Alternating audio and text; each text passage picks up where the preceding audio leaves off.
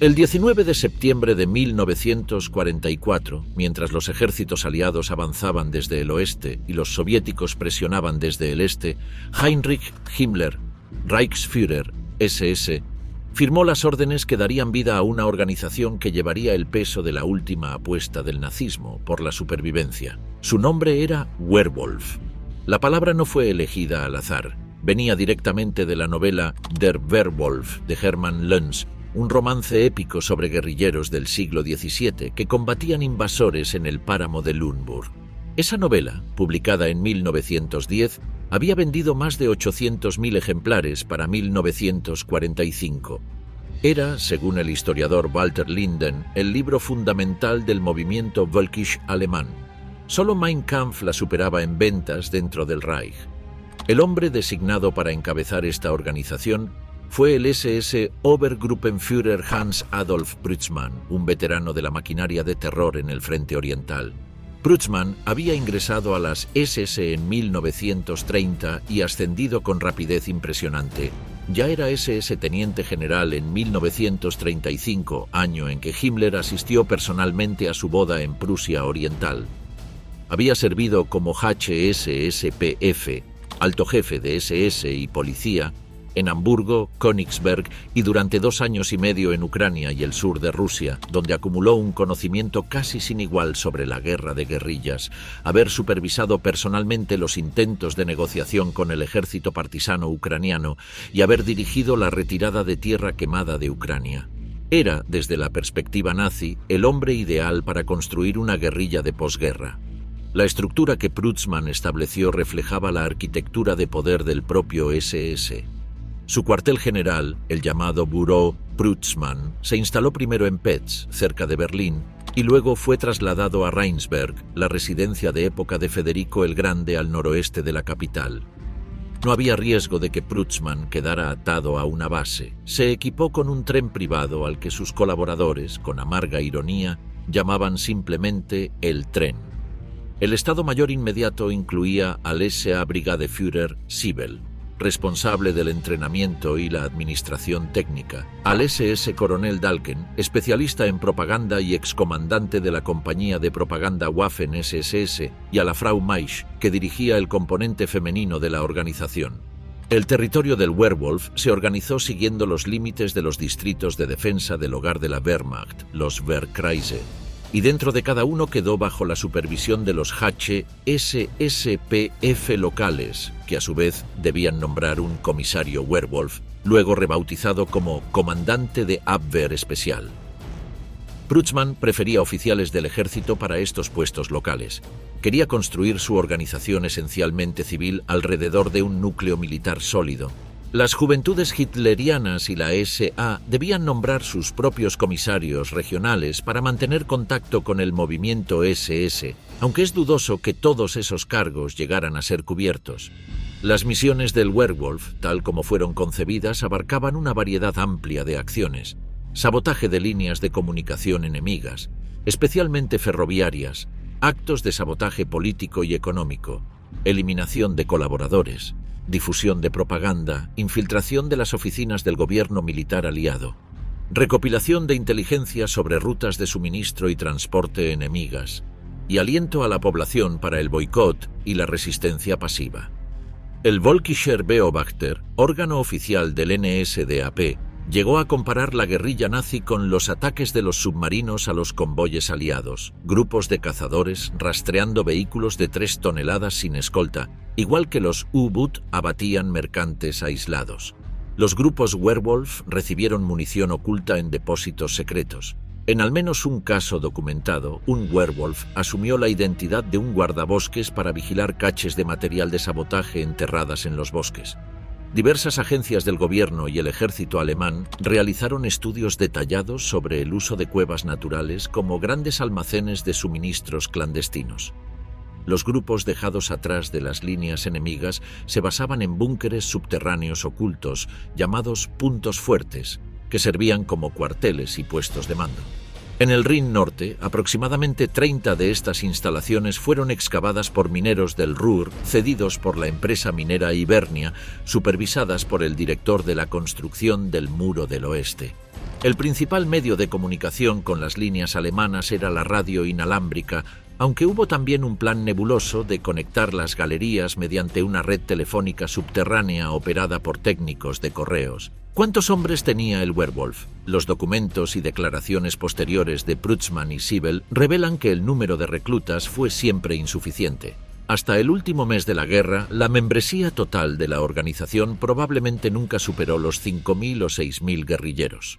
Los reclutadores recurrieron a expedientes como la conscripción directa de reclutas mayores y el engaño deliberado a voluntarios potenciales mediante descripciones vagas o directamente falsas de las actividades que se les pedirían, como penetrar las líneas enemigas en ropa civil o aceptar ampollas de veneno para tragarlas en caso de captura inminente. Muchos de los conscriptos y los voluntarios engañados desertaron o se negaron a completar el entrenamiento. Himmler reaccionó amenazando a los desertores con la cárcel en campos de concentración. El entrenamiento de los reclutados combinaba materiales originales y traducciones de manuales soviéticos de guerrilla. En enero de 1945 se imprimió un manual comprensivo bajo el título Werwolf, Winke für Jagdeinheiten, Werwolf, instrucciones para unidades de caza. Los cursos incluían sabotaje, código Morse, transmisión inalámbrica, reconocimiento de terreno y técnicas de asesinato. Los instructores eran en su mayoría veteranos de la guerra antipartisana en el Frente Oriental, oficiales de la Wehrmacht, las Waffen-SS y el SS Ranger de Otto Skorzeny. Prützmann, de hecho, había intentado incorporar a Skorzeny como responsable del Werwolf. En una reunión de jefes de seguridad SS en noviembre de 1944, Himmler ofreció a Skorzeny el control del movimiento. Prützmann, que estaba presente, bajó la cabeza y barajó sus papeles incómodamente, pero Skorzeny rechazó cortésmente la propuesta alegando que ya tenía más trabajo del que podía atender. Es evidente que Skorzeny veía el Werwolf como una duplicación ineficiente y superflua de su propio programa de cazadores SS. Sin embargo, negociaría posteriormente acuerdos con Prützmann para que las unidades FAK, inteligencia de frente, participaran en el despliegue de grupos Werwolf. No todo en el programa Werwolf era guerrilla de montaña y sabotaje de puentes. Conforme el control operativo del movimiento se escapaba de las manos de Prützmann, el general recurrió a métodos más macabros. Uno de los más perturbadores fue la posibilidad de asesinatos masivos mediante veneno. La idea tomó forma concreta en octubre de 1944, cuando se celebró en Berlín una conferencia sobre el asunto en el Instituto Técnico Criminal, el KTI, el Centro de Investigación Científica de las SS y la Policía. Prützmann tomó interés inmediato por el proyecto, en parte porque el KTI era ya una fuente de ampollas de suicidio para uso de los propios Werwolf, pequeñas cápsulas que los operativos debían tragarse si enfrentaban captura inminente.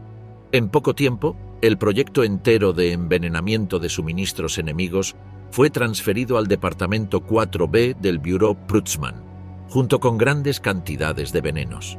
Para principios de 1945 se habían completado pruebas sobre la inyección de dosis letales de metanol en bebidas alcohólicas, el método seleccionado durante la conferencia de octubre como el más efectivo para envenenar licores, y se continuaban realizando pruebas sobre químicos más exóticos. El conocimiento de estos métodos de envenenamiento fue ampliamente diseminado entre los potenciales resistentes nazis. Unidades especiales fueron despachadas a lo largo de los frentes occidental y oriental, con la misión de contaminar el alcohol y los alimentos que probablemente consumirían las tropas aliadas y soviéticas. Este fue, con probabilidad oscura, el más exitoso de todos los programas Werwolf en términos de víctimas causadas, y sus efectos se prolongaron bien adentro del período de posguerra. El cirujano general de las fuerzas estadounidenses en Europa reportó que entre febrero y julio de 1945, 188 soldados murieron a causa de metanol en bebidas alcohólicas. Aún en 1946, 2 soldados estadounidenses en Ludwigsburg fallecieron por consumir schnapps tan cargado de ingredientes dañinos que las autoridades consideraron su venta una forma organizada de sabotaje. En respuesta, el comando americano ordenó a sus fuerzas en el sur de Alemania abstenerse de usar productos alimentarios alemanes capturados, incluso cuando superaban a sus unidades de suministro. Las bajas soviéticas en Europa del Este fueron probablemente aún más elevadas. El cuartel general del Ejército Rojo en Austria emitió una advertencia en el verano de 1945 notificando que muchas bajas fatales habían resultado del consumo de bebidas espirituosas tóxicas dejadas intencionalmente por los nazis. El proyecto no se detuvo en el veneno alimentario. Cuando los alemanes descubrieron, por medios de inteligencia, que el SHAF había autorizado el posible uso de gases no letales contra destacamentos Werwolf o fuerzas alemanas que resistieran tras el cese de la resistencia organizada, ese hallazgo alentó a los jacobinos nazis como Goebbels, que buscaban una oportunidad para hacer uso de las propias reservas alemanas de gas venenoso. En las últimas semanas de la guerra, el Ministerio de Armamentos quedó bajo presión para transferir esas sustancias al Werwolf y otros grupos de guerrilla. Albert Speer declaró después de la guerra a interrogadores británicos que funcionarios del Werwolf fueron enviados desde su agencia al Departamento de Armamentos de la Wehrmacht que suministró el material. No hay evidencia de que estas reservas llegaran a ser utilizadas por el Werwolf, aunque las fuerzas aliadas que avanzaban descubrieron caches subterráneos de gas venenoso y otras sustancias de guerra química, así como plantas piloto secretas aparentemente diseñadas para iniciar la producción adicional de ese material una vez producida la ocupación enemiga. La empresa IG Farben había producido esas reservas de gas junto con un líquido altamente inflamable llamado N-Stoff, que ardía en llamas al contacto y emitía emanaciones tóxicas. El sabotaje de infraestructura completó el arsenal destructivo. En el barrio de Lichtenburg de Berlín, un grupo de demolición Werwolf apareció en las instalaciones del servicio de agua del distrito con una bomba, pero fue expulsado por exempleados de sindicatos organizados por un pastor local. En Trier, la central eléctrica fue preparada para la destrucción por saboteadores que se quedaron atrás, aunque los explosivos fueron descubiertos por las tropas americanas antes de que pudieran ser detonados. En Krefeld, un sospechoso agente de demolición nazi fue aprehendido por el CIC después de un incendio en las obras Siempelkamp. Siempelkamp era el primer productor importante de armas capturado por los aliados y el fuego destruyó varios planos de construcción, fórmulas y complejas piezas de maquinaria que eran el corazón funcional de la planta. En la Renania, los Werwolf volaron un puesto de mando americano en Mutzenach el 28 de marzo de 1945, matando al alcalde del pueblo en el proceso.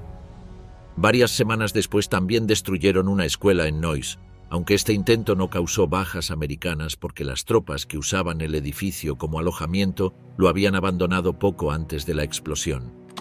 En Bremen, una comisaría de policía minada justo antes de la llegada de los británicos explotó la mañana del 4 de junio de 1945, matando a 5 americanos y 39 alemanes e hiriendo a un número mucho mayor de personas. La explosión fue especialmente grave porque la detonación inicial encadenó un enorme depósito de armas y municiones almacenado en el edificio. En el frente oriental, un informe de inteligencia soviética sugirió que los alemanes tenían planes para volar diversas estructuras en la retaguardia soviética 15 a 20 días después de ser tomadas por el Ejército Rojo.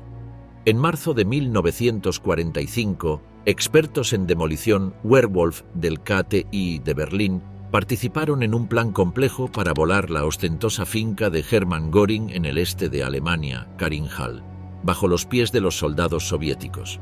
El plan contemplaba que agentes rezagados hicieran estallar la finca en escombros mientras soldados soviéticos se esparcían por ella en busca de lujo y botín. Fue abandonado únicamente por restricciones técnicas. Era demasiado difícil ocultar suficientes explosivos en el sótano de la enorme mansión. No contento con la destrucción física, el régimen agonizante también organizó la ruina del patrimonio cultural de la nación. Durante marzo y abril de 1945, los Gauleiter de Berlín, Sajonia, Anhalt, Turingia y el Danubio Superior recibieron órdenes de hacer explotar los depósitos de obras de arte que habían sido trasladadas a sus Gaue para protegerlas de los bombardeos. En la capital, jóvenes fanáticos del Werwolf tomaron por asalto un depósito de arte establecido por el Museo de Berlín en la torre antiaérea de Friedrichshain, que estaba siendo defendida por fuerzas alemanas hasta la noche del 2 al 3 de mayo. Atesoradas en ese santuario, piezas del patrimonio de la humanidad que habían sobrevivido al paso del tiempo fueron detonadas por los propios guardianes del Reich en 2 asaltos. El segundo, a mediados de mayo, arrasó el contenido de 3 plantas enteras de la torre: la Galería Nacional del Museo de Berlín, su galería de pinturas, diversas colecciones de antigüedades y esculturas, y los fondos de los museos egipcio, Märkisches, de artes y etnológico. Las pérdidas incluyeron 800 piezas de terracota griega, 300 vasijas antiguas, 441 esculturas y 2.800 objetos de vidrio antiguo, además de miles de diversas obras de arte. El costo para el Museo de Berlín fue mayor que todos los daños combinados sufridos por los bombardeos enemigos o la guerra terrestre. Las amenazas verbales y la intimidación visual completaban el arsenal psicológico. A partir de marzo de 1945, fanáticos del Werwolf pintaban en las paredes de las ciudades consignas como «Cuidado, traidor, el Werwolf te vigila» y «Quien abandona al Führer será colgado como traidor». Las runas rojas del Werwolf comenzaron a aparecer pintadas en las puertas de colaboradores potenciales. Los sacerdotes católicos y protestantes se convirtieron en objetivos especiales porque el régimen sospechaba que predicarían una doctrina de conciliación cristiana con los aliados y porque, una vez evacuada o destruida la administración nazi, la Iglesia quedaría como la única institución capaz de mediar entre los vencedores y la población vencida. «Habrá aquí un buen campo de actividad para nuestros grupos de terror», dijo Goebbels en referencia al clero. Varios sacerdotes fueron atacados, y a los que no lo fueron se les advirtió que mantuvieran una postura hostil hacia los asesinos de nuestras esposas e hijos. La paradoja final era que el régimen que había prometido el mayor de los triunfos terminaba volviéndose en su totalidad contra su propio pueblo. El 13 de febrero de 1945, el Ministerio de Justicia autorizó tribunales sumarios en áreas del Reich amenazadas por el enemigo. Bormann suspendió los procedimientos de los tribunales del partido en favor de sentencias sumarias por líderes políticos competentes, y encontró ese documento tan esencial, dada la situación del ánimo, que lo circuló entre sus Gauleiter. Después vinieron las órdenes de bandera extralegales que estipulaban que quien izara una bandera blanca quedaría sujeto a ejecución inmediata. El nazismo, como señaló el periodista Sebastian Hafner, se había vuelto finalmente sobre los propios alemanes como su última víctima. Si la población no quería participar fielmente en una verdadera guerra del pueblo, sería castigada en una última ráfaga de destrucción. El satirista liberal Erich Kästner capturó el horror con una frase lapidaria: «Los Ludendorff pierden nuestras guerras, mientras los Erzberger pierden la vida». El domingo de Ramos, 25 de marzo de 1945, a las 11 de la noche, un hombre llamado Franz Oppenhoff salió de la casa de sus vecinos en Aachen y caminó hacia la suya propia bajo un cielo despejado.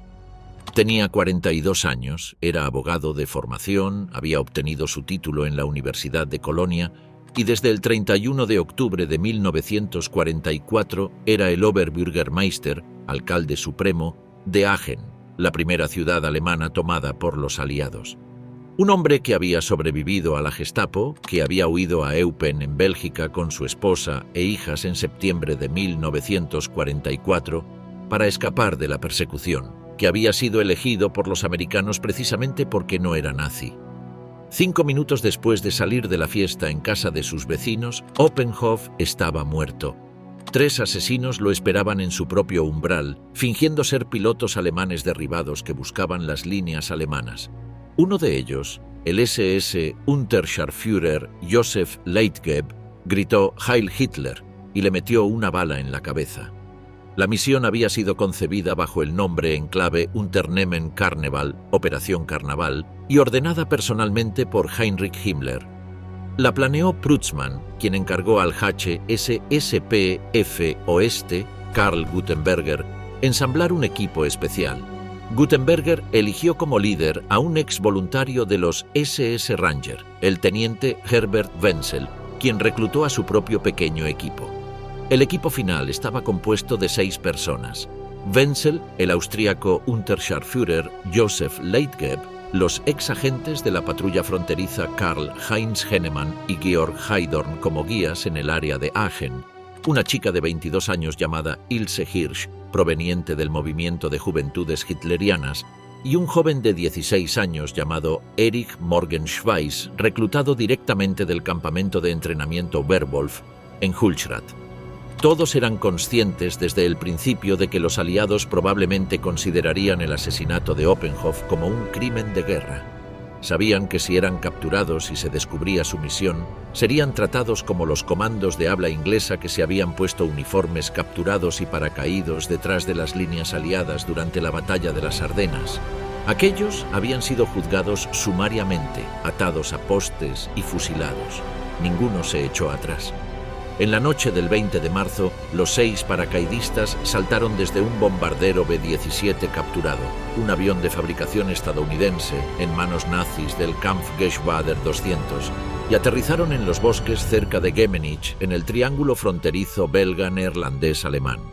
Al cruzar la frontera alemana, mataron a un guardia de frontera holandés que apareció accidentalmente. Luego establecieron campamento y Ilse Hirsch, que se había separado del grupo, se dirigió sola a Aachen, donde contactó a una amiga en las juventudes hitlerianas femeninas, la BDM, para descubrir el paradero exacto de Oppenhoff. El 25 de marzo, Palm Sunday, Wenzel, Leitgeb y uno más se acercaron a la casa de Oppenhoff. Lo hicieron llamar del domicilio de sus vecinos con el pretexto de necesitar orientación. Wenzel vaciló. Leitgeb no. El disparo en la cabeza fue a quemarropa. Un patrullero estadounidense que verificaba una línea telefónica cortada previamente por Wenzel llegó momentos después de que los asesinos se dispersaran. Al escapar de Aachen, Leitgeb pisó una mina antipersona y murió destrozado. Ilse Hirsch tropezó con una trampa de alambre y la explosión le desgarró la rodilla. Sobrevivió. En el juicio posterior, Hennemann y Heidorn recibieron sentencias de prisión. Hirsch fue absuelta. Morgenschweiss tenía 16 años y aún no era imputable. Wenzel nunca fue hallado. El efecto de la ejecución de Oppenhoff fue inmediatamente visible. En Aachen, donde ya había sido difícil encontrar alemanes dispuestos a aceptar el cargo de alcalde, la tarea se volvió prácticamente imposible. Muchas personas que habían aceptado nombramientos en otras ciudades renanas renunciaron o simplemente no se presentaron a trabajar al enterarse de la suerte del Oberbürgermeister de Aachen. En el Stuttgart, todavía controlado por los nazis, el propio Oberbürgermeister Strolin escribió al HSSPF local, Hoffmann, quejándose de que el movimiento amenazaba no solo a los colaboradores en territorios ocupados, sino también a los funcionarios civiles en áreas aún alemanas que se preparaban para facilitar la transición. Strolin temía, con buenas razones, estar siendo ya vigilado por equipos de eliminación Werwolf. Joseph Goebbels se encargó de amplificar el terror propagandístico. El 1 de abril de 1945, una emisora clandestina que se identificaba como Radio Werwolf salió al aire. Goebbels transmitió personalmente, informando al mundo que los alemanes tenían un sistema de tribunales secretos para ejecutar sentencias de muerte por vigilantismo. Prutzmann, sin tardanza, ordenó a cada nazi leal asesinar a todos los alcaldes en territorios bajo control aliado. Si existió un componente del Werwolf que inquietara más a los aliados que cualquier otro, fue el de las juventudes hitlerianas. Desde su fundación en 1922, las HJ habían crecido hasta convertirse en un movimiento de masa con membresía obligatoria desde antes de la guerra. Para mediados de la década de 1930, el ejército y las SS ya proveían instructores para los ejercicios de la HJ, y corrían cursos especiales con veteranos de la Gran Guerra. En 1938, más de 1 millón de chicos estaban inscritos en programas de tiro. A partir de 1943, las HJ proporcionaban personal para servidores de artillería antiaérea. Adolescentes sometidos por primera vez al fuego enemigo en una zona legal que se preguntaba si los auxiliares de Flak, en medio uniforme, eran soldados protegidos por la Convención de Ginebra o simplemente francs tireurs. El gran paso hacia la guerrilla vino en el otoño de 1944. El jefe del Estado Mayor de las HJ, Helmut Möckel, propuso en agosto de ese año el entrenamiento de 100.000 chicos para escuadrones de autodefensa que pudieran combatir tanto a los civiles derrotistas en el interior como a los guerrilleros enemigos en las fronteras del Reich.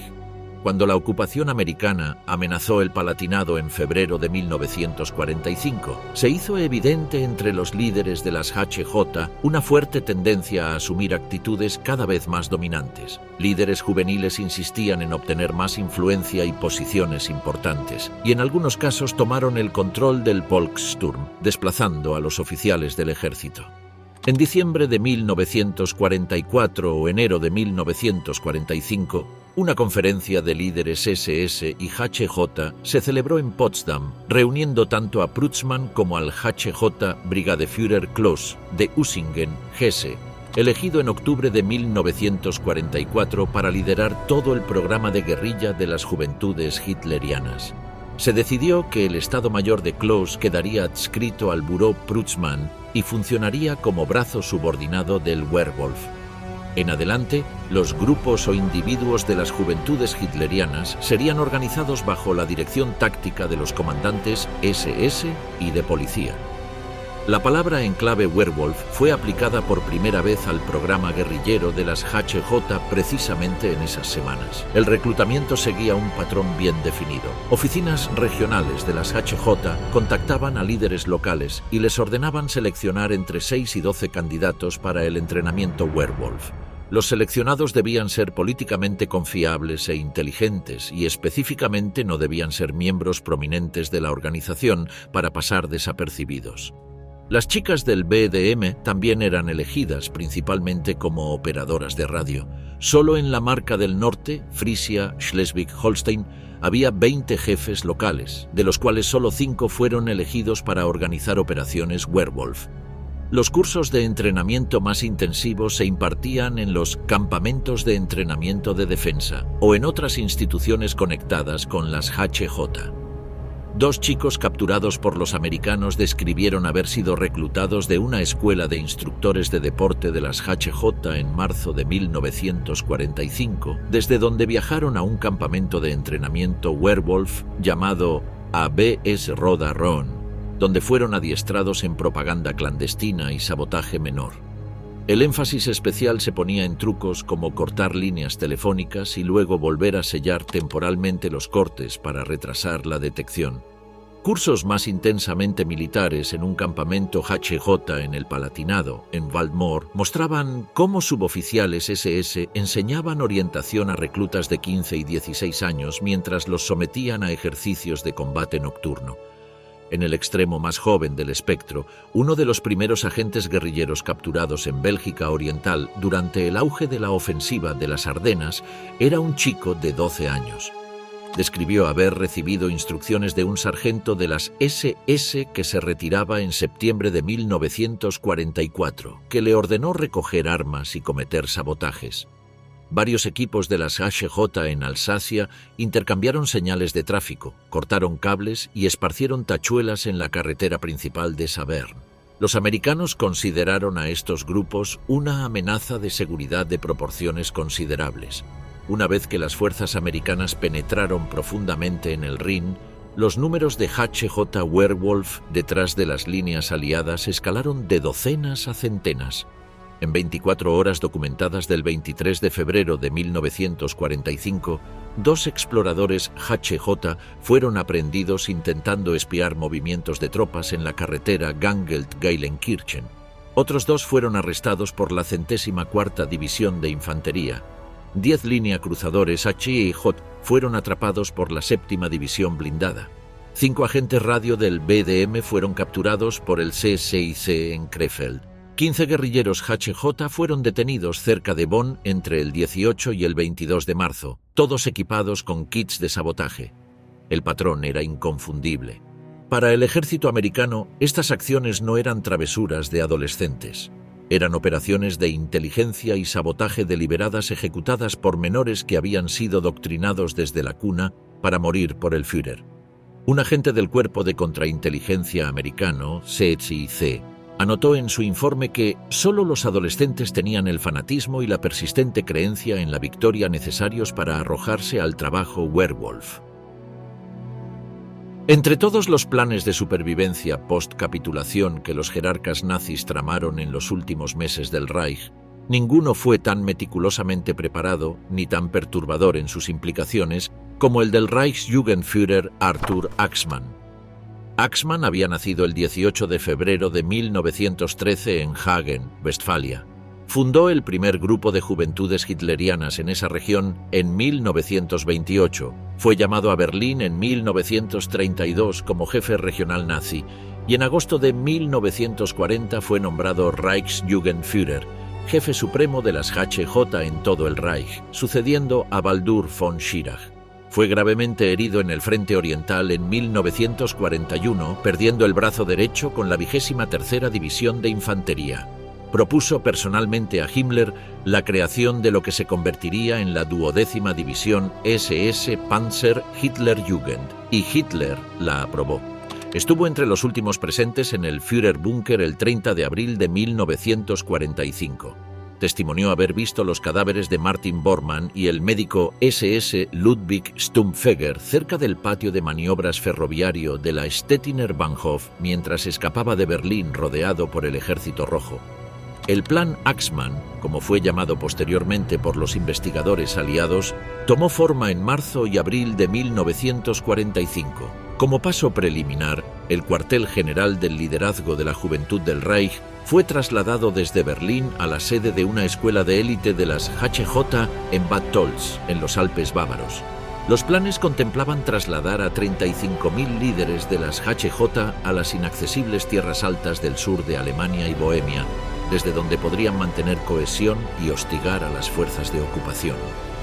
Axmann anticipaba una guerra inminente entre las potencias occidentales y la Unión Soviética, de modo que para él el truco de supervivencia era mantenerse unido hasta que las HJ pudieran unirse a los aliados occidentales en una campaña final contra las hordas del Este.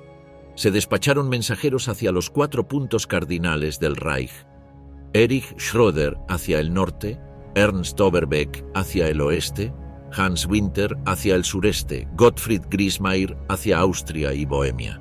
Llevaban órdenes para que los líderes locales de las HJ se retiraran hacia el sur. Se les decía que no era necesario que se presentaran con armas y equipamiento, ya que se les proporcionarían suministros para medio año por parte de la Wehrmacht. Si la evacuación resultaba imposible, los organizadores debían camuflarse y esperar el desarrollo de un clima favorable para el trabajo clandestino. Griesmeier siguió este plan en Bohemia, envió a chicos armados de las HJ a los bosques y tomó personalmente a cargo su educación espiritual. El 5 de mayo de 1945, él y otros líderes SS y HJ se reunieron en la ciudad de Prachatitz, donde fundaron un NSDAP rejuvenecido basado en un nuevo programa de 10 puntos. El aspecto de verdadero genio en el plan Axmann era su provisión para una fuente de fondos continua y autorrenovable para la actividad Werwolf. Axmann nombró a su principal adjunto, el HIJ General Mayor Franke, de Dresde, como líder del ala político-militar del Werwolf alpino. Franke recibió 50.000 marcos para establecerse mediante la apertura de una editorial de literatura infantil. Con ese dinero finalmente se instaló en Marburgo.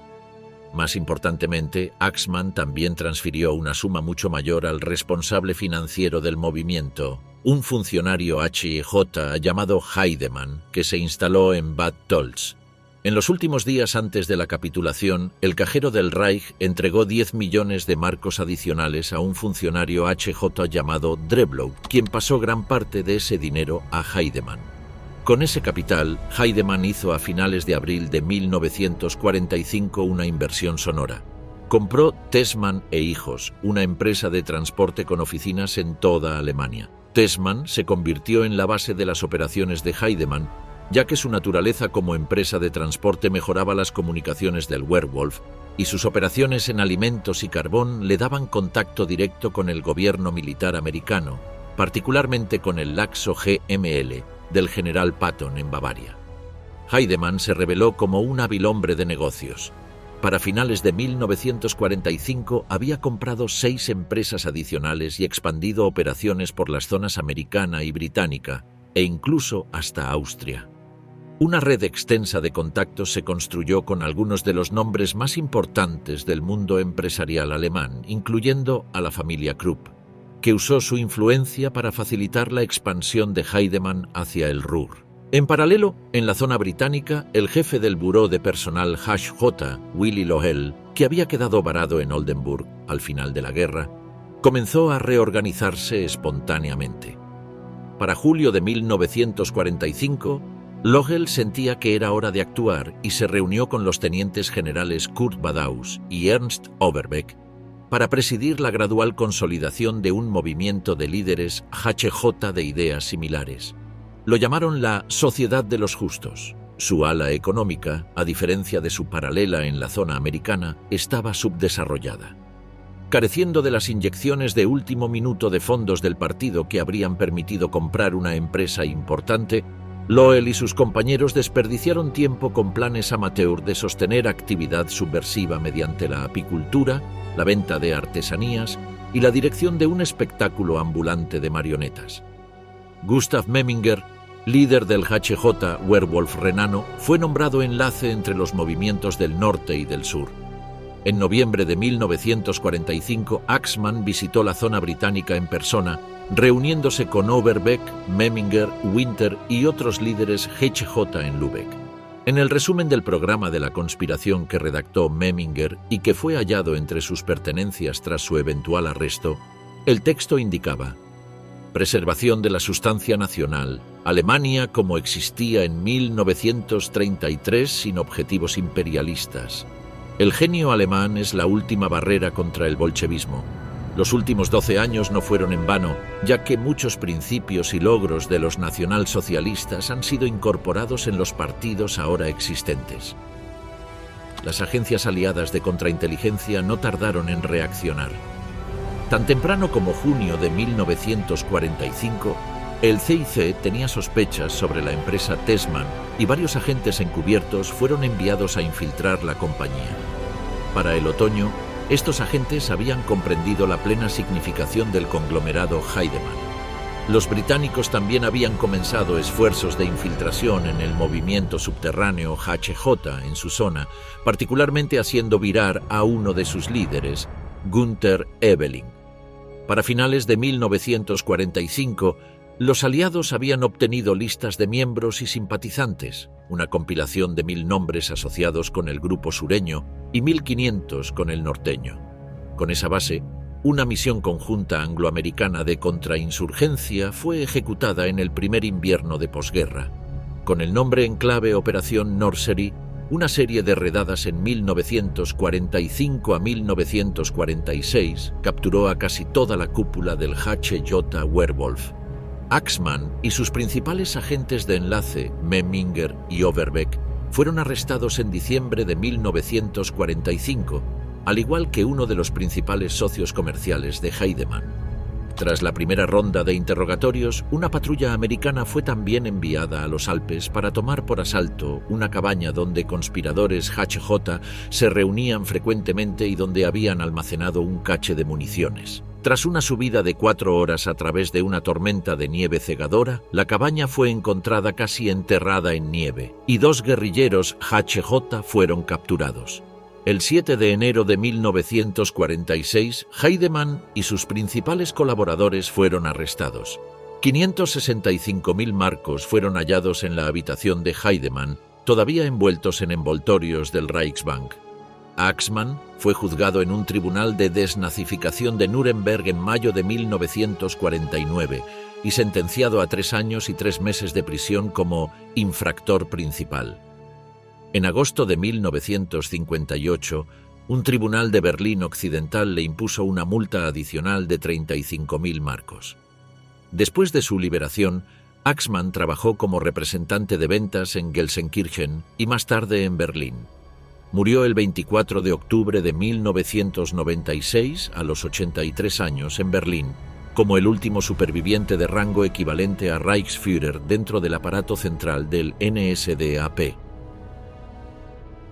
El Werwolf no fue una experiencia uniforme en toda Alemania.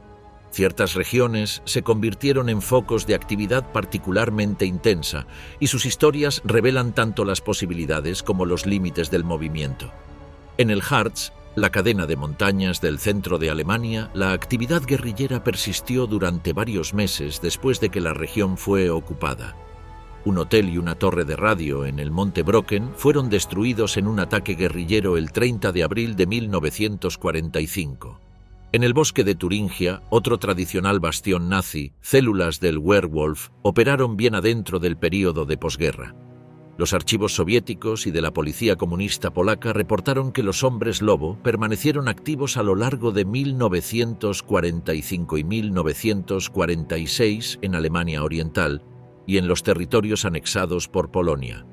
Intercepción de radio mostró que aproximadamente 200 Werwolf permanecieron detrás del frente soviético en Prusia Oriental después del fin de la guerra, y según un testimonio presencial, partisanos alemanes en los bosques de Pomerania Oriental lograron rescatar a civiles alemanes de la deportación a la URSS.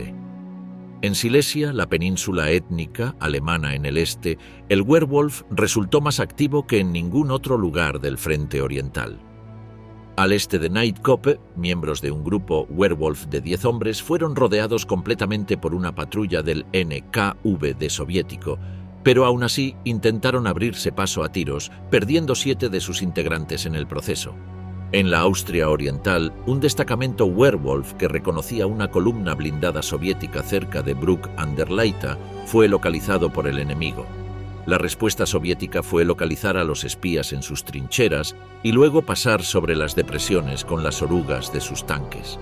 En el extremo sur, los Alpes proporcionaban el refugio natural que los planificadores habían soñado. Los grupos HJ que habían sido dirigidos al sur encontraron cabañas de entrenamiento cerca de Benediktbeuern, que fueron mantenidas por personal HJ y SS durante meses después de la capitulación. El sargento Reutemann preparaba entusiastamente planes para atacar a civiles locales que cooperaban con los americanos. El guardabosques Hofner mantenía al corriente a los ocupantes de las cabañas sobre los eventos en los valles poblados. Estas instalaciones fueron abandonadas solo en julio de 1945, cuando los americanos lanzaron redadas en las montañas circundantes. La historia de Walter Kuhn, de 18 años, capturado por el CIC el 2 de julio de 1945 cuando salió de las colinas, ilustra el espectro completo de la experiencia. Había sido seleccionado para liderar uno de los grupos HJ en las montañas alpinas. Irónicamente, cuando fue capturado, Kuhn llevaba puesto un suéter con los colores de su antigua escuela secundaria en Nueva York. Era el hijo de Fritz Kuhn, el ex líder del Bund americano de simpatizantes nazis en los Estados Unidos. El número de combatientes de las HJ que efectivamente llegaron a las montañas del sur sigue siendo desconocido. Pero el jefe HJ del Alto Baviera, el HJ Generalmajor Panzer, tenía ilusiones bastante irreales sobre el efecto de las actividades partisanas contra los aliados que avanzaban, según un informe de contrainteligencia aliado del período. En el Bosque Negro, en el suroeste de Alemania, grupos Werwolf mantuvieron presencia activa durante el otoño de 1945. Cerca de la frontera suiza, en Singen, 2 docenas de partisanos Werwolf fueron denunciados por sus propios compatriotas y rápidamente puestos bajo llave por los franceses. Esta colaboración de la población civil con las fuerzas de ocupación para exponer a los Werwolf fue uno de los factores que más contribuyeron al fracaso del movimiento. Las consecuencias soviéticas para las comunidades sospechosas de albergar Werwolf fueron brutales. En el pueblo de Kup, donde un miembro de las HJ mató a un oficial soviético que había violado a una chica alemana, el Ejército Rojo respondió incendiando el pueblo. Un informe vaticano del período describía que las represalias rusas a ciertas reacciones del Werwolf fueron terribles. Usando lanzallamas, los rusos destruyeron aldeas enteras. En el distrito de Tropau-Opava, en los Sudetes, los checos ejecutaron a todos los alemanes, hombres y mujeres, en un pueblo sospechoso de proporcionar apoyo werewolf, un episodio que se convirtió en uno de los más extremos de la violencia posguerra en aquella región. El historiador Perry Biddiscombe, cuya investigación en archivos de 4 países produjo la obra definitiva sobre el movimiento, estimó que el número total de muertos causados directamente por la actividad werewolf se situaba probablemente entre 3.000 y 5.500 personas, incluyendo a quienes murieron en represalias y en operaciones antipartisanas. Una cifra que en el contexto de la guerra representa una gota en el torrente de sangre del conflicto, pero que resulta significativa si se considera en sus propios términos como ejemplo de terrorismo y guerrilla de posguerra en Europa.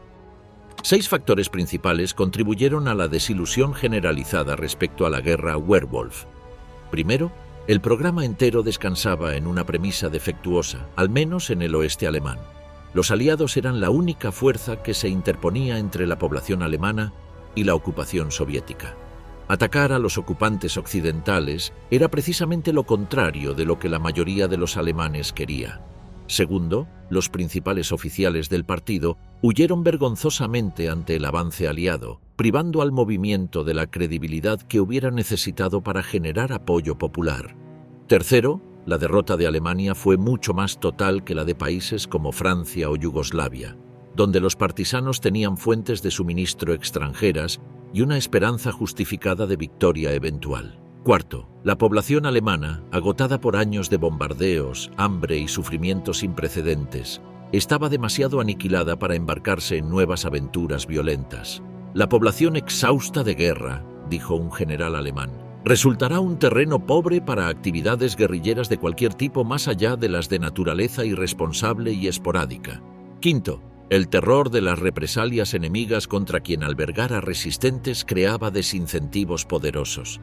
El conocimiento de la manera despiadada en que sus propios ejércitos siempre habían tratado a los saboteadores y Francs-Tireurs en los territorios ocupados modelaba las expectativas alemanas sobre lo que podrían esperar. Sexto y más fundamental, la mayoría de los alemanes, para la primavera de 1945, no creían en la causa. El régimen nazi estaba aislado y fuera de contacto con la realidad de su propia gente desde 1944. Prutzmann fue capturado por los aliados en los días finales de la guerra. Bajo su custodia, se suicidó con una cápsula de cianuro. Gudrun Margarete Elfriede Emma Anna Himmler nació el 8 de agosto de 1929 en Múnich, hija única legítima de Heinrich Himmler y su esposa Margarete. Su padre la llamaba Pupi, muñequita, y la tenía completamente adorada. La niña aprendió estrategias militares en sus rodillas, lo acompañó en visitas de inspección a campos de concentración y creció convencida de que su padre era un hombre extraordinariamente valioso para Alemania. Cuando las fuerzas británicas arrestaron a Himmler el 20 de mayo de 1945 y él se suicidó 3 días después con una cápsula de cianuro escondida en su boca, Gudrun sufrió, según los reportes, un colapso nervioso. Pero no fue el colapso que podría esperarse. No fue el colapso de quien descubre que su padre era un asesino de masas. Fue el colapso de quien pierde a su héroe. Hasta el final de su vida, Gudrun Himmler sostendría que los británicos habían asesinado a su padre mientras estaba bajo su custodia. Gudrun y su madre fueron detenidas y obligadas a testificar en los juicios de Nuremberg. En la posguerra, trabajó como costurera y secretaria, pero su apellido era una losa. Perdía empleos en cuanto su identidad se descubría. Un propietario de tienda le sugirió que se casara para adquirir un apellido nuevo. «Me niego a vivir mi vida como una mentira», respondió en 1961 al Boston Globe. Rechazó durante años cambiar su nombre. Cuando finalmente se casó, lo hizo con Wolf Dieter Burwitz, periodista que llegaría a ser oficial del Partido Nacional Demócrata de Alemania, NPD, formación de extrema derecha. Tuvieron 2 hijos. Entre 1961 y 1963, Gudrun trabajó bajo nombre supuesto como secretaria en la sede del Bundesnachrichtendienst, BND, el servicio de inteligencia exterior de Alemania Occidental en Pullack, al sur de Múnich. Fue despedida en 1963 cuando las autoridades descubrieron su verdadera identidad. La segunda carrera de Gudrun fue en las sombras del neonazismo organizado de posguerra. Se convirtió en figura central de la Stille Hilfe, Ayuda Silenciosa, una organización formada después de la guerra para ayudar a exoficiales SS y otros fugitivos nazis a escapar de la justicia y proporcionar asistencia financiera a sus familias. La Stille Hilfe asistió a Klaus Barbie, el carnicero de Lyon, jefe de la Gestapo de Lyon responsable de centenares de muertes, torturas y deportaciones. Asistió también a Martin Sommer, conocido como el verdugo de Buchenwald. Gudrun fue una de las figuras más activas en estas redes. Negó el Holocausto hasta el final de sus días. Murió el 24 de mayo de 2018 en Múnich a los 88 años. Si Gudrun Himmler representaba la lealtad filial convertida en instrumento de perpetuación ideológica, Eda Göring representaba algo quizás más perturbador en su inocencia: la incapacidad absoluta de trascender la mitología familiar. Eda Göring había nacido en 1938, hija única del Reichsmarschall Hermann Göring y su segunda esposa, la actriz Emmy Sonnemann. Hermann Göring le entregó en 1937 un yate privado llamado Karin II, bautizado en honor a su primera esposa fallecida, que se convirtió en símbolo de la riqueza desmesurada que el segundo hombre del Reich había acumulado. La infancia de Eda fue extraordinariamente opulenta. Vivía en Karinhall, la finca familiar repleta de arte saqueado de Europa ocupada, con animales exóticos, jardines impecables y una atención paternal que la propaganda nazi elevó a categoría de mito nacional. Con el fin de la guerra, el mundo de Eda se derrumbó literalmente. Huyeron de la finca antes del avance ruso. Göring fue arrestado y suicidó en su celda de Nuremberg la noche del 15 de octubre de 1946 con una cápsula de cianuro pocas horas antes de que debían ahorcarlo. Eda y su madre vivieron en pobreza, bajo la mirada pública y la marginación social. Las consecuencias psicológicas de esta caída tomaron una dirección peculiar en Eda. En lugar de confrontar la realidad de lo que su padre había sido, desarrolló una devoción absoluta a su memoria. En una fiesta celebrada a bordo del Karin II en los años 70, ya en manos de nuevos propietarios, pero todavía un símbolo reconocible, Eda fue señalada como una reliquia nostálgica del Reich por los presentes, quienes se maravillaban de su fidelidad a la memoria paterna. Eda sostuvo durante décadas que su padre no tuvo participación en las atrocidades nazis, que fue fundamentalmente malentendido, y que el juicio de Nuremberg fue una pantomima de justicia diseñada por los vencedores. En su vida adulta persiguió la recuperación de propiedades confiscadas a su familia, batallas legales que reflejaban su negativa a aceptar la legitimidad de los mecanismos de rendición de cuentas del postguerra. Falleció en 2019 sin haber modificado estas posiciones. X. Niklas Frank, el hijo que se negó al olvido. La historia de Niklas Frank representa el polo opuesto al de Gudrun Himmler y Eda Göring. Fue el quinto hijo de Hans Frank, gobernador general de la Polonia ocupada, hombre que supervisó el exterminio de millones de judíos y cuyo apellido quedó indisolublemente unido al horror del castillo de Wawel en Cracovia, residencia lujosa de la familia Frank, mientras a pocos kilómetros operaban los mecanismos de la aniquilación. Niklas tenía 4 años cuando su madre, Brigitte Frank, lo llevó a hacer compras al gueto judío de Cracovia.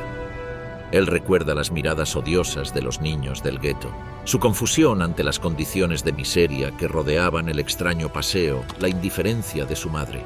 Hans Frank fue capturado, juzgado en Nuremberg y ahorcado el 16 de octubre de 1946. En la posguerra, los hijos Frank enfrentaron la estigmatización universal. Niklas tomó un camino que sus hermanos no, el de la confrontación directa y sin cuartel con el legado paterno. Se convirtió en periodista y escritor y en 1987 publicó Der Vater, El Padre, una denuncia devastadora de Hans Frank que sacudió la opinión pública alemana por la violencia de sus juicios. En esa obra, Niklas Frank se dirigía a su padre muerto con un desprecio que no admitía matices. Para Niklas, Hans Frank no fue un hombre atrapado por circunstancias históricas. Fue un criminal activo y un cobarde que justificó sus crímenes hasta el final bajo el disfraz de la conversión religiosa.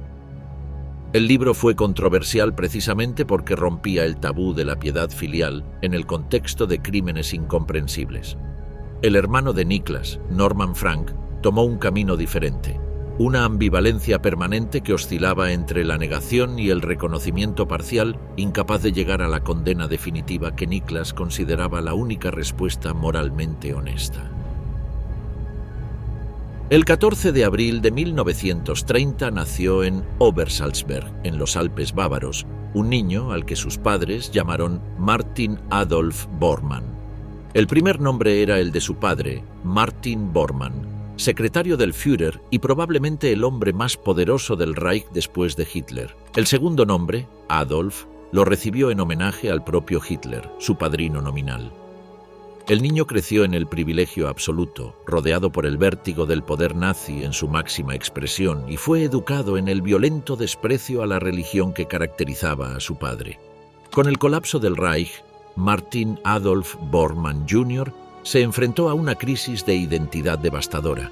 Su padre desapareció en los últimos días de la guerra. Los restos de Bormann, padre, no serían identificados definitivamente hasta que análisis de ADN en 1998 confirmaran que había muerto cerca del puente de Weidendammer en Berlín en la noche del 1 al 2 de mayo de 1945. El joven Bormann adoptó el alias Bergmann para sobrevivir. Encontró refugio en una familia cristiana, lo que desencadenó una transformación espiritual que él mismo describiría como radical. Se convirtió al catolicismo y fue ordenado sacerdote.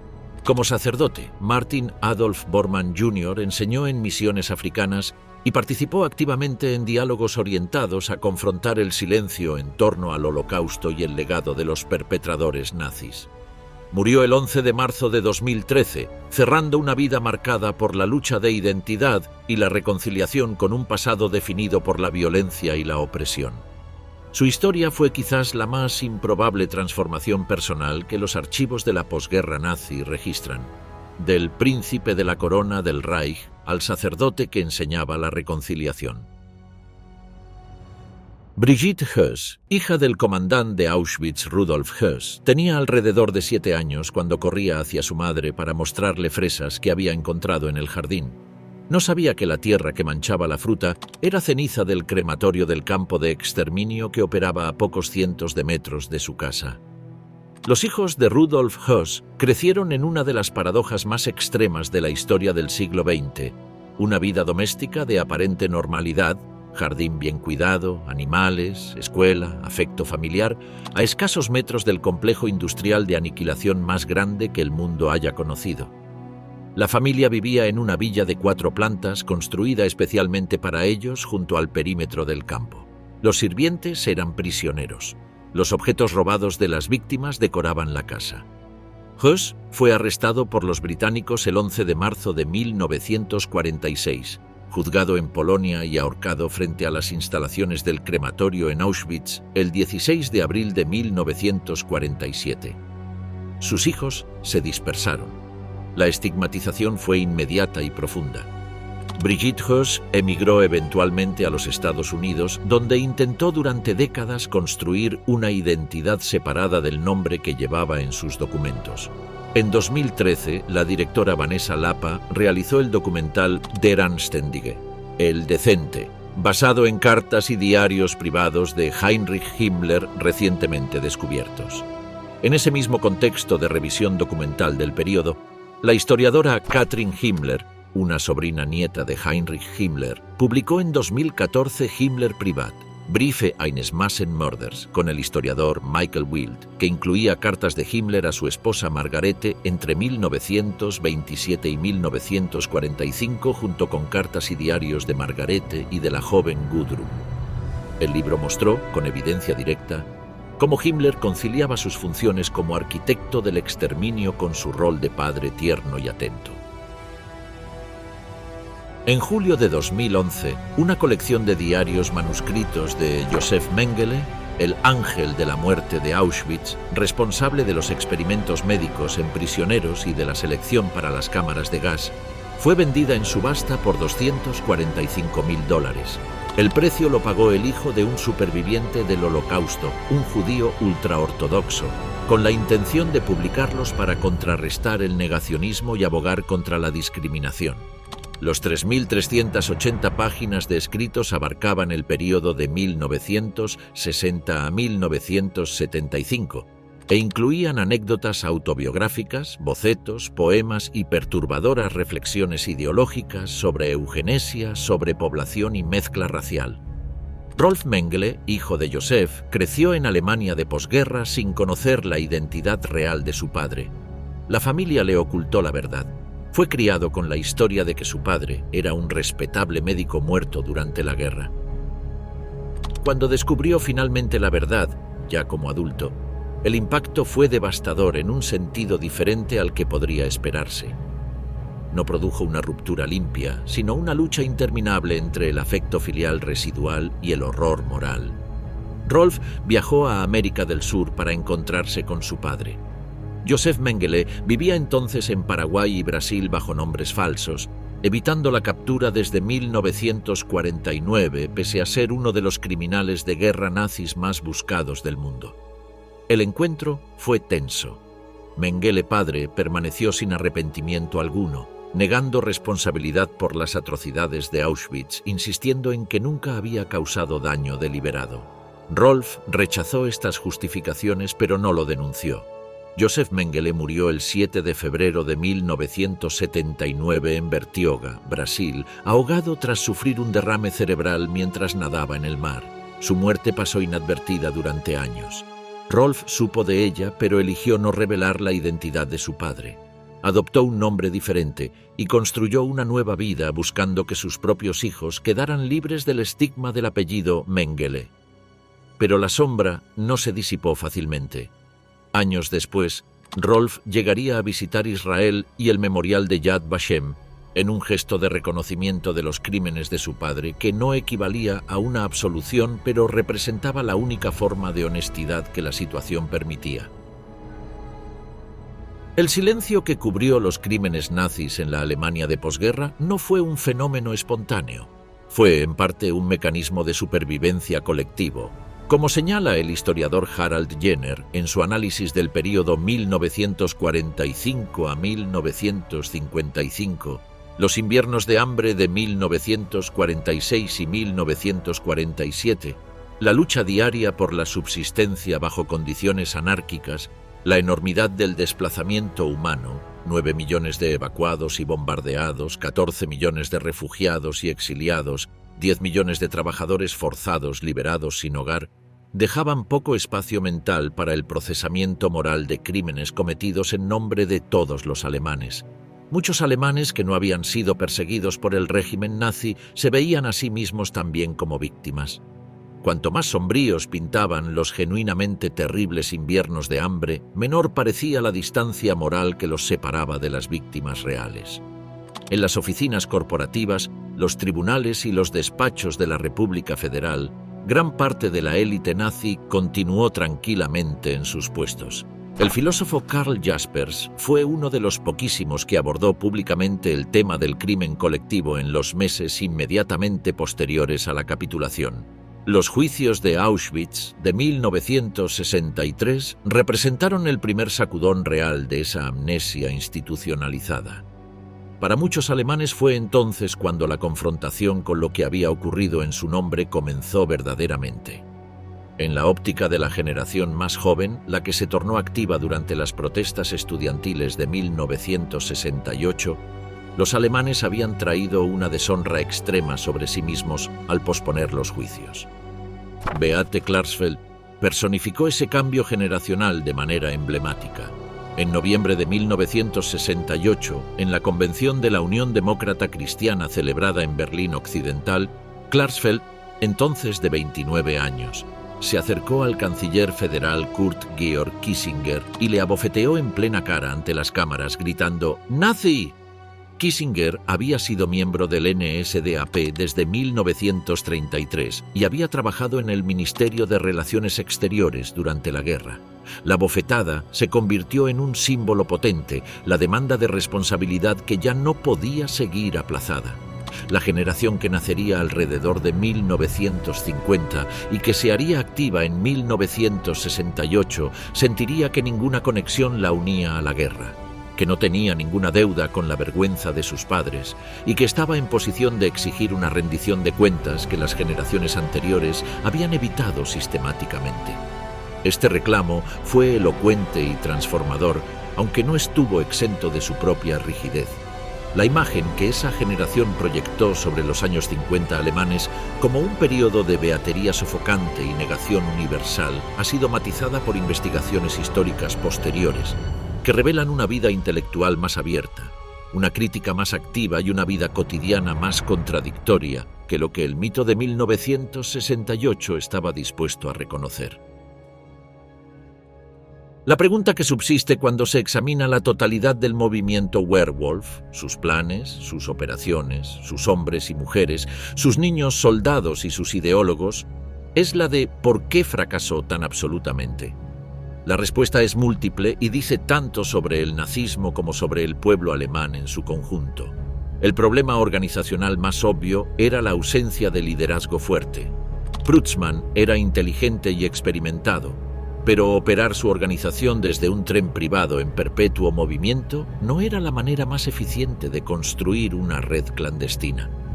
La lucha feroz entre agencias rivales, el ejército tomando grupos Werwolf para misiones tácticas o de reconocimiento, Bormann expandiéndolo como fuerza de terror doméstico, Goebbels estableciendo un canal propagandístico que lanzaba llamamientos a las armas dirigidos principalmente a adolescentes, fragmentó la organización hasta hacerla incoherente.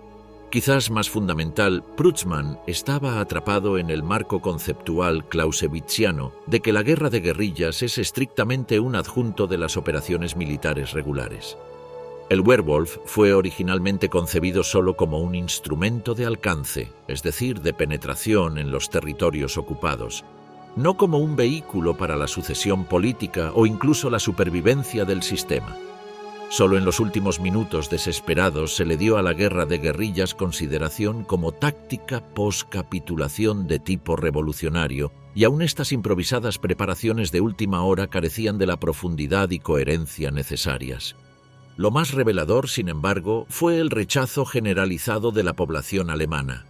Las encuestas americanas de adolescentes alemanes en julio de 1945 revelaron que, aunque había un apego subconsciente persistente a ciertos valores nacionalsocialistas, la mayoría de los adolescentes era proamericana y quería la adopción de alguna forma de democracia semiautoritaria en Alemania.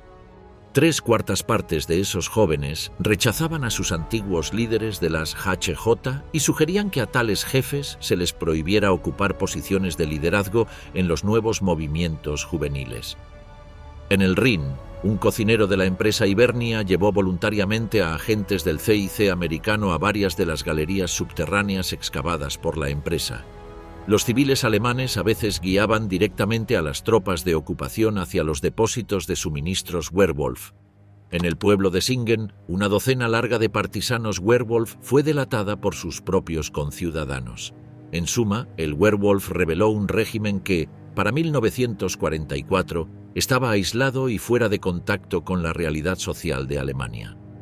La idea de una última guerra popular nazi era una fantasía que contradecía todos los datos disponibles sobre el estado de ánimo real de la población. El apoyo al régimen había erosionado dramáticamente desde los años dorados de mediados de la década de 1930.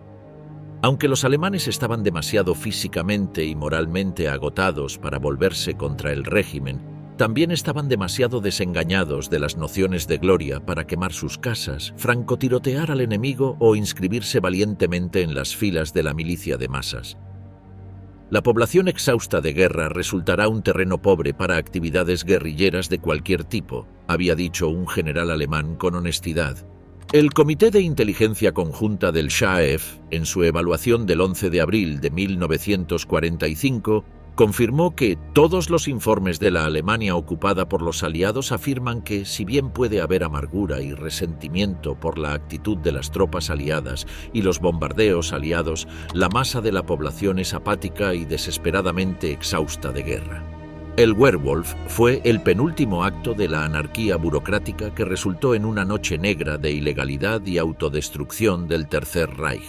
Fue también, en palabras de Bidiscom, una revelación de la verdadera naturaleza del régimen nazi, no un estado totalitario monolítico, sino un estado policrático feudal de principados burocráticos rivales, cada uno generalmente en conflicto con los otros. El 24 de mayo de 2018, Gudrun Burwitz Himmler murió en Múnich. Hasta el final negó el Holocausto. Nunca renunció a la ideología nazi.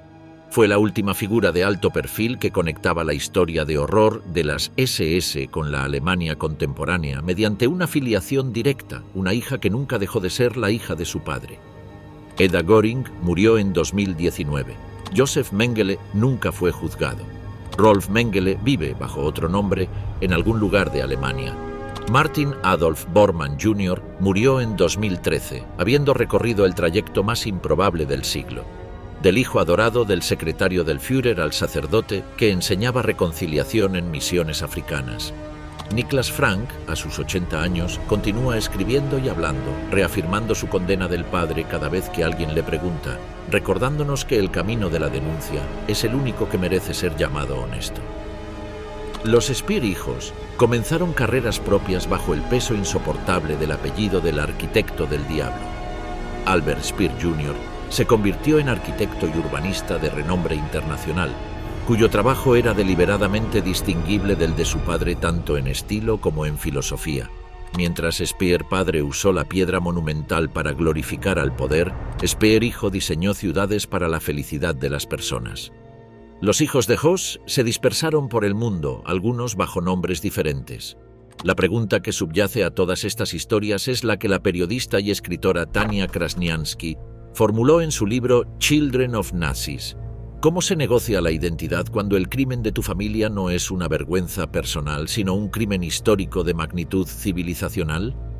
Las respuestas que los hijos de los jerarcas nazis dieron a esa pregunta cubren todo el espectro humano posible, desde la denegación total y la complicidad activa de Gudrun Himmler hasta la búsqueda desesperada de expiación de Martin Bormann Jr., pasando por la confrontación brutal de Niklas Frank y el silencio calculado de Rolf Mengele.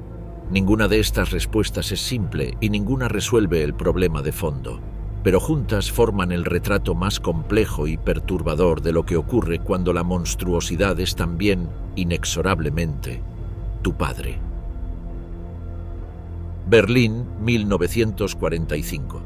Sobre una ciudad que había generado 55 millones de metros cúbicos de escombros, suficiente, calcularon los ingenieros, para construir una montaña de 4.000 metros coronada de nieves perpetuas sobre el campo del partido en Nuremberg, una generación entera comenzó a preguntarse qué había ocurrido exactamente y qué hacer con el conocimiento. El término Stunde Null, hora cero, que los alemanes acuñaron para el fin de la guerra, implicaba un comienzo desde la nada, una pizarra en blanco. Fue una ilusión necesaria, pero también una ficción peligrosa. Porque como el caso Eiling ilustraba, el camarero de Hesse, que seguía en prisión en 1949 bajo leyes nazis que nadie había revisado, en una celda donde el régimen de Himmler sobrevivía más allá de la creación de la República Federal, la historia no acepta la metáfora del borrón y cuenta nueva. Los archivos guardaban su memoria, los apellidos pesaban, las redes sobrevivían, los negocios prosperaban bajo nombres nuevos. El Werwolf falló en última instancia, no porque los aliados fueran invencibles, sino porque los propios alemanes no quisieron la guerra que sus líderes intentaron imponerles como destino final. Los civiles guiaron a los soldados americanos hacia los depósitos de suministros ocultos. Los trabajadores mineros enfrentaron a los equipos de demolición de las SS con sus propios cuerpos. Los alcaldes recién nombrados se negaron a dejar de trabajar. El pueblo alemán, agotado, hambriento, entre escombros, eligió masivamente vivir en lugar de morir por una causa que ya no creía suya. Pero los hijos de los monstruos eran más complicados. Para ellos no había una alternativa sencilla entre la lealtad y el rechazo. Habían amado genuinamente a sus padres antes de saber quiénes eran esos padres. Y algunos de ellos, Gudrun Himmler, Eda Göring, eligieron seguir amándolos incluso después de saberlo todo. Ese amor fue, probablemente, la única victoria que el Reich milenario cosechó en su derrota.